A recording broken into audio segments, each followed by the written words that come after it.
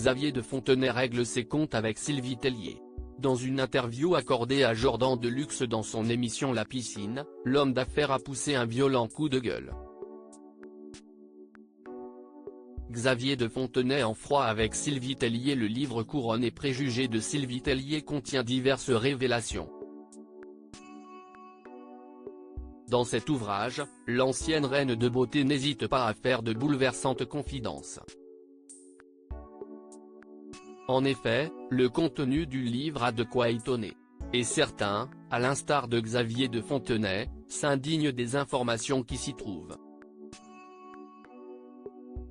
Pour sa part, l'homme d'affaires ne conçoit pas que l'auteur ait osé critiquer l'organisation des obsèques de sa mère. Selon lui, c'est une affaire qui ne la concerne pas. Elle parle du décès de ma mère, mais de quoi se mêle-t-elle ? C'était une cérémonie privée, a-t-il déploré dans La Piscine de Jordan Deluxe. Geneviève et Xavier de Fontenay @Abaca. Le coup de gueule de l'homme d'affaires pour le fils de Louis Poirot. Sylvie Tellier a dépassé les bornes lorsqu'elle a envoyé quelqu'un pour espionner les funérailles de sa mère.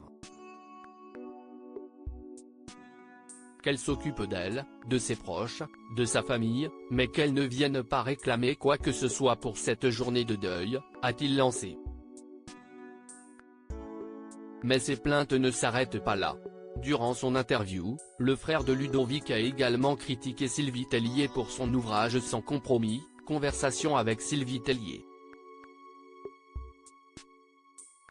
Publié en 2005, ce livre contient des passages qui ont scandalisé Xavier de Fontenay. En effet, il n'a pas apprécié que l'ancienne reine de beauté ait osé utiliser le prénom de son père et de sa tante.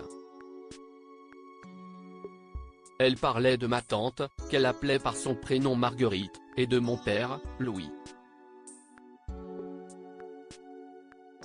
J'ai vécu cela comme un viol, a-t-il regretté. D'après le fils de Geneviève de Fontenay, son père et sa tante n'auraient pas toléré la manière dont l'ancienne Miss France le traite. Pourtant, il affirme avoir aidé celle-ci alors qu'elle se trouvait dans une situation compliquée. Lorsqu'elle était concurrente en 2001, avant que je vende, elle ne se comportait pas bien avec ses camarades. À tel point que l'encadrement était venu me voir pour me dire qu'il préconisait son élimination du concours.